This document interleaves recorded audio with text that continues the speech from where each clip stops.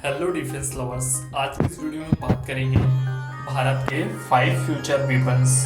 पड़ोसी मुल्कों के यानी चीन और पाकिस्तान की हेकड़ी निकालने के लिए भारत ऐसे कई हथियार और रक्षा उपकरण बनाने जा रहा है जो पूरी दुनिया को चौंका देंगे। लिस्ट तो लंबी है, लेकिन हम आपको भारत के 5 ऐसे हथियारों के बारे में बताएंगे जो बेहद सटीक और घातक होंगे।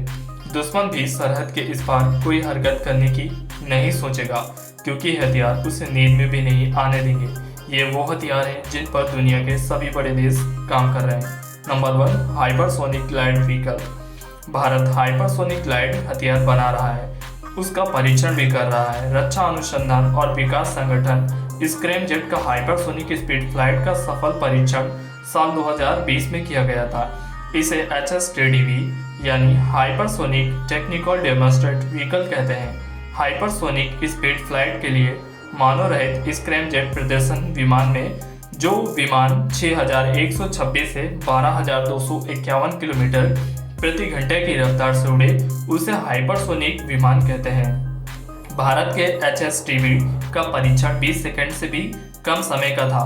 हालांकि फिलहाल इसकी गति करीब 7500 किलोमीटर प्रति घंटा थी, लेकिन भविष्य में इसे घटाया या बढ़ाया जा सकता है। इस यान से यात्रा तो की जा सकती है, साथ ही दुश्मन पर पलक झपकते ही बम गिराए जा सकते हैं, या फिर इस यान को ही बम के रूप में गिराया जा सकता है।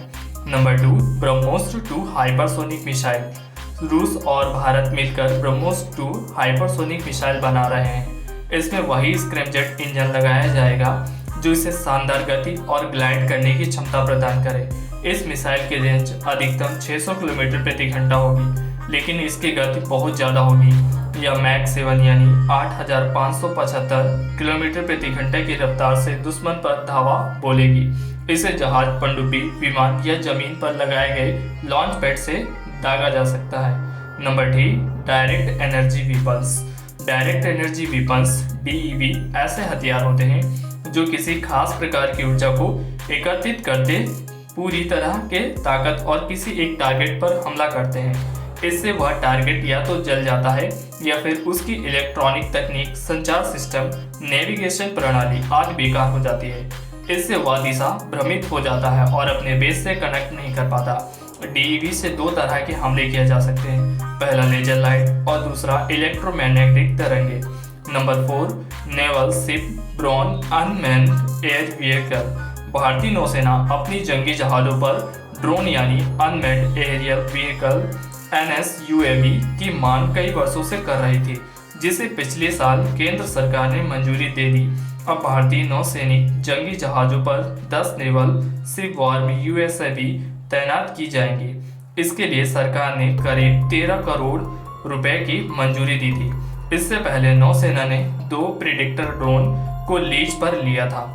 भारतीय नौसेना अमेरिका से सी गार्जियन ड्रोन हासिल करने का प्रयास भी कर रही थी। हालांकि अभी भी माना जा रहा है कि देश की किसी कंपनी को नौसेना के लिए ड्रोन यानी मानव रहित विमानों की सप्लाई करने के लिए कहा जाए, क्योंकि भारत सरकार लगातार मेक इन इंडिया हथियारों और रक्षा उपकरणों पर जोर दे रही है। नौसैनिक ड्रोन से निगरानी, हमला, जासूसी में आसानी हो जाएगी। समुद्र में बैठे बैठे नौसैनिक की जमीन पर ड्रोन के जरिए नजर रख सकेंगे। नंबर 5, हल्के टैंक। भारतीय सेना पहले रूस के हल्के टैंक स्प्रेड के बारे में विचार कर रही थी, लेकिन अब DRDO और लाइन एंड ट्रिब्रो मिलकर वज्र हावित्जर तोप को हल्के टैंक में बदलने का प्रयास कर रहे हैं। 155 किलोमीटर कैलिबर वाले वज्र हावित्जर से बनाए गए हल्के टैंक का फायदा ये होगा कि ये उसे ऊंचाई वाली रणभूमि तक पहुंचाया जा सकेगा। चीन से हुए पिछले संघर्षों के दौरान इसकी कमी महसूस हुई थी। भारत सरकार ने हाल ही में मेक 1 प्रोजेक्ट के तहत देश की कंपनियों को 9 डिफेंस प्रोजेक्ट दिए हैं। इनमें से 4 लाइट टैंक्स हैं और चीन के साथ लद्दाख में हुए संघर्ष के बाद भारत ने वहां पर T-72 और T-90 टैंक तैनात किए थे। ये बेहद भारी होते हैं, इन्हें उस ऊंचाई तक पहुंचना बेहद मुश्किल काम होता है। साल 2009 में जब माउंट डिवीजन की शुरुआत की गई थी, तभी भारतीय सेना ने 200 व्हीकल्स और 100 ट्रैक लाइट वेट टैंक्स की मांग की गई थी। दोस्तों, अगर आपको वीडियो अच्छी लगी हो तो वीडियो को लाइक करते हुए चैनल को सब्सक्राइब करना ना भूलिए। जय हिंद।